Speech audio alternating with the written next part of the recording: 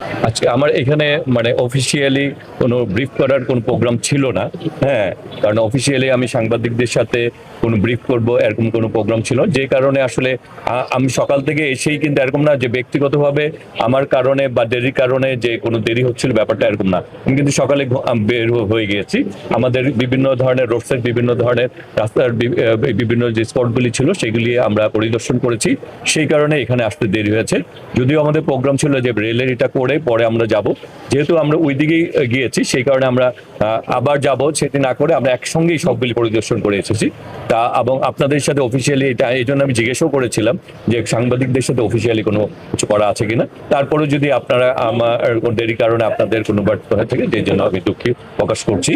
আর দ্বিতীয় হচ্ছে যে আমাদের বর্তমান সরকার এবং সরকারের প্রধানমন্ত্রী চাচ্ছেন রেলকে একটু জনপ্রিয় করে। রেলের জনপ্রিয়তা রয়েছে, চাহিদা রয়েছে, কিন্তু আমাদের আসলে সীমাবদ্ধতা। আমরা সরকার জনগণের ভোটে নির্বাচিত হওয়ার পর আমরা রেলের আমাদেরকে দায়িত্ব দেওয়ার পর আমরা দেখেছি যে আমরা যেভাবে চাই, আমাদের সরকার যেভাবে মানুষকে সেবা দিতে চায়, সেই সেবাটা দেওয়ার জন্য আমাদের যে ধরনের সাপোর্ট দরকার, আমাদের যে ধরনের লোকোমোটিভ দরকার, আমাদের যে ধরনের কোচ দরকার, আমাদের এখানে যে ধরনের সেবাগুলি নিশ্চিত করে যাওয়া দরকার, সেগুলি সীমাবদ্ধতা রয়েছে।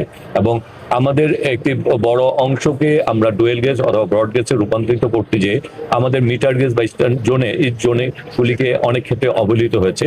সেই সেবার মান বৃদ্ধি করতে হলে আমাদেরকে লোকোমোটিভ সাপোর্ট এবং কোচ সাপোর্টগুলি দরকার।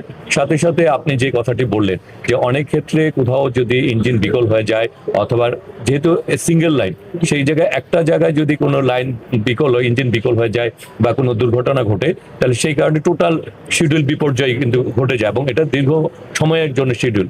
সেই জায়গাটাকে উত্তরণে করার জন্য আমরা কাজ করে চলছি।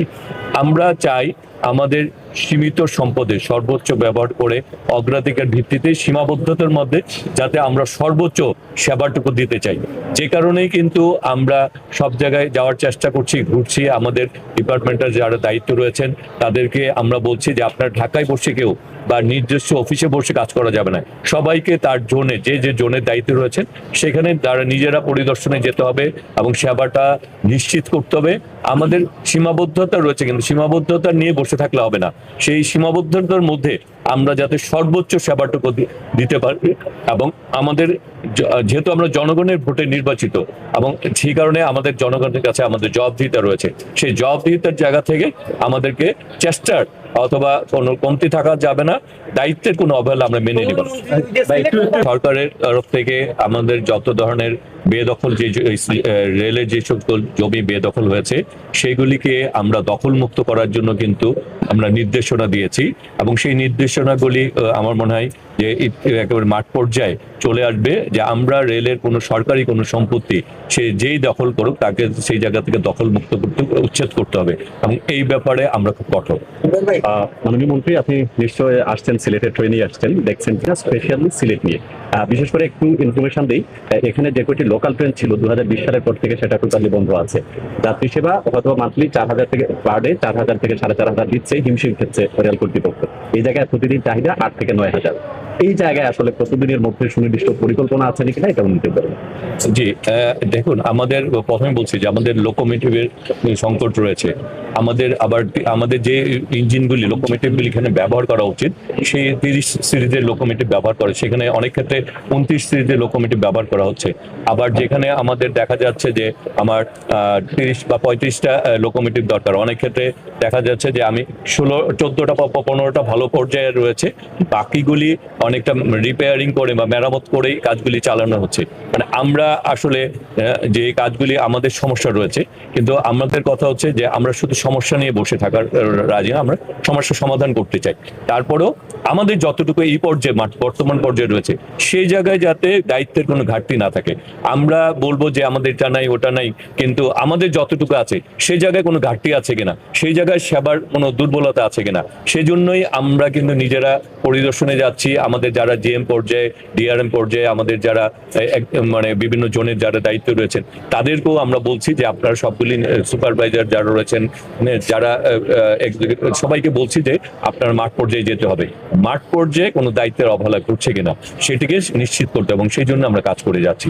হ্যাঁ, আমরা এছাড়া যে যেখানে সীমাবদ্ধতা রয়েছে সেগুলি উত্তরণ করে কিভাবে লোকোমোটিভ বাড়ানো যায়, কোচ বাড়ানো যায়, এবং সেই জোনে মিটার গেজে যাতে যাত্রীদের সমস্যাগুলি আমরা কাজ করছি।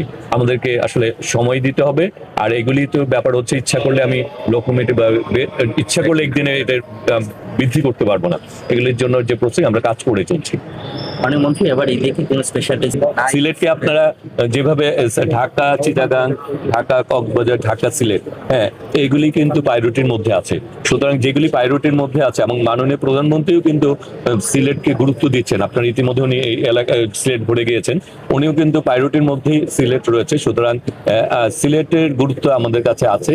সেই গুরুত্ব অনুযায়ী আজকে এখানে আমাদের জিএম রয়েছেন, দায়িত্বশীল কর্মকর্তা সবাই এখানে রয়েছেন। সুতরাং আমার মনে হয় যে যেখানে ঈদের সময় যে সাপোর্টটা দরকার, এক্সট্রা কোচ বা এক্সট্রা লোকোমোটিভস, ওই সাপোর্টটা দেওয়ার জন্য আমরা ইতিমধ্যে নির্দেশনা দিয়েছি। করতে পারবো এরকম কথা দিচ্ছি না। আমাদের লোকোমোটিভ আমরা বা কোচ যদি আমরা সাপোর্ট পাই, হ্যাঁ, এবং আমরা ওইটা ভ্যালি করতে পারি, তখন এই ইনশাল্লাহ আপনারা সেটা পাবেন। এই মুহূর্তে দিচ্ছি না। জানতে চাই Sylhet broad gauge, double dual গেজের যে কাজগুলি, সেগুলি আমরা আমাদের প্রধানমন্ত্রীর নির্দেশনার পর এগুলি সমীক্ষা পর্যায়ে রয়েছে, কাজগুলি আমরা দেখবো এগুলিও মানে কিভাবে বাস্তবায়ন করা যায়। কারণ আপনার ইতিমধ্যে আপনার একটা প্রশ্ন এসেছে যে এক জায়গায় একটা ইঞ্জিন নষ্ট হয়ে গেলে দেখা যায় দীর্ঘমেয়াদী একটা শিডিউল বিপর্যয় ঘটে। সুতরাং এই জায়গায় উত্তরণ করতে হলে, তবে ব্যাপারটা হচ্ছে একটি কথা মনে রাখতে হবে যে ইচ্ছে করলে রেলের যে কোনো পরিবর্তন আমরা একদিনে বা এক মাসে করে ফেলতে পারবো। আমাদের যে অন্যান্য যে সাপোর্টগুলি দরকার সেগুলি প্রাপ্তির উপরেই কিন্তু আমাদের সমস্যার সমাধান, এবং সেখানে লোকোমোটিভ কোচ এবং আমাদের রেল লাইন সেইগুলি সমন্বয় করতে পারলে কোচ আমরা এগুলি উত্তর। মাননীয় মন্ত্রী মহোদয়, আসলে রেল বলতেই অনেক লাভবান, পার্শ্ববর্তী দেশ সহ বিশ্বের বিভিন্ন দেশে রেল লাভবান। বাংলাদেশেও কি রেলের এই প্রজেক্ট লাভবানের পথে যাবে কিনা আপনাদের? দেখুন, রেল বিশ্বের অন্যান্য বড় বড় দেশে রেল যে লাভবান করে, তার পণ্য পরিবহন তার একটা বড় মানে ভূমিকা রাখে, এবং যাত্রী সেবার ক্ষেত্রে পৃথিবীর অনেক দেশে ভর্তুকি দিয়ে থাকে রেলে। হ্যাঁ, আমরা মনে করি রেলকে লাভবান করতে হলে আমাদের পণ্য পরিবহনের দিকেও আমাদেরকে নজর দিবে, সেই দিকেও আমাদের নজর আছে যে পণ্য আমাদের কিভাবে এটাকে বৃদ্ধি করা যায়, সেখান থেকে রেলকে কিভাবে লাভবান আসতে পারে।